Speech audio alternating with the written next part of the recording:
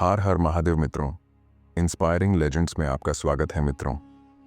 आज हम आपको सुनाएंगे एक बूढ़ा किसान और उनके 3 बेटों की कहानी, जो कहानी बड़ी ही ज्ञानवर्धक और मोटिवेशनल है। तो चलिए चलते हैं कहानी की तरफ। एक छोटे से गांव में एक बूढ़ा किसान रहता था। उसका नाम रामलाल था। रामलाल ईमानदार, परिश्रमी और भगवान शिव का परम भक्त था। वह रोज सुबह उठकर गांव के मंदिर में जाकर भगवान शिव की पूजा करता। उसकी पूजा में गहरी आस्था और भक्ति झलकती थी। अपने खेतों में मेहनत से उगाई गई फसल का पहला हिस्सा वह भगवान शिव को भोग के रूप में चढ़ाता और शेष बची फसल से अपना और अपने परिवार का जीवन यापन करता। रामलाल के 3 बेटे थे, मोहन, सोहन और गोपाल। ये तीनों युवक आलसी, स्वार्थी और भोग विलास में लिप्त थे। वे अपने पिता की भक्ति और सादगी को बेकार मानते थे। उनके लिए मंदिर जाना और भगवान पर विश्वास रखना समय की बर्बादी थी। वे अक्सर रामलाल का मजाक उड़ाते और कहते, पिताजी, आपकी पूजा से हमें कुछ हासिल नहीं होने वाला। समय बर्बाद मत कीजिए, घर पर बैठकर आराम कीजिए। रामलाल ने कई बार समझाने की कोशिश की, बेटा, सच्ची भक्ति से मन को शांति और जीवन में स्थिरता मिलती है। भगवान पर भरोसा रखो, वही हमारा भरण पोषण करते हैं। लेकिन उनके बेटों को यह बातें सुनने में रुचि नहीं थी। कुछ समय बाद बेटों ने रामलाल को घर से निकालने का निर्णय लिया। उन्हें लगता था कि उनका पिता उनके ऊपर बोझ है। रामलाल ने कोई विरोध नहीं किया। उसने अपने बेटे के घर को छोड़कर गांव के एक पुराने मंदिर में आश्रय ले लिया। अब वह वहीं रहता, पूजा करता और अपना जीवन भगवान शिव की आराधना में बिताता। कुछ महीनों बाद गांव में सूखा पड़ गया। बारिश का नामो निशान नहीं था और खेत सूख कर बंजर हो गए। गांव के लोग भूख से बेहाल होने लगे।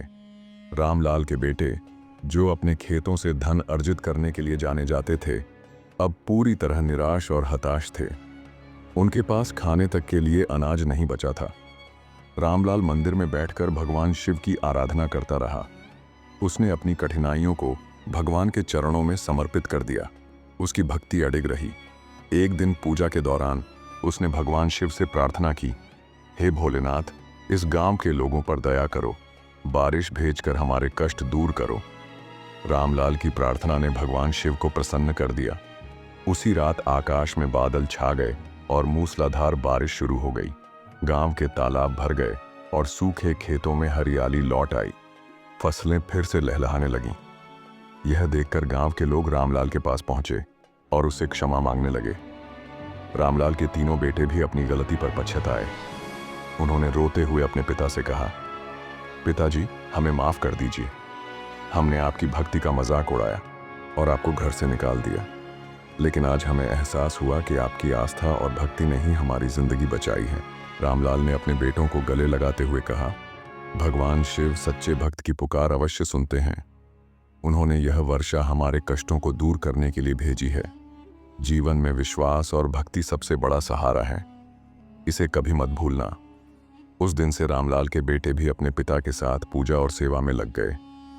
गांव में खुशहाली लौट आई और सभी ने भगवान शिव की महिमा का गुणगान किया। इस घटना ने पूरे गांव को यह सिखाया कि सच्ची भक्ति और ईश्वर पर अडिग विश्वास से हर समस्या का समाधान संभव है। सच्ची भक्ति और विश्वास से जीवन में शांति और समाधान मिलता है। भक्ति केवल ईश्वर को प्रसन्न करने का साधन नहीं, बल्कि आत्मा को शुद्ध करने का मार्ग भी है। मित्रों, अगर हमारी यह कहानी आपको पसंद आई हो तो कृपया इसे लाइक और शेयर करें। हमारे चैनल इंस्पायरिंग लेजेंड्स को सब्सक्राइब करना ना भूलें और बेल आइकन को दबाएं ताकि आपको हमारी सभी नई कहानियों की जानकारी मिल सके। और फिर मिलेंगे एक नई कहानी के साथ। धन्यवाद।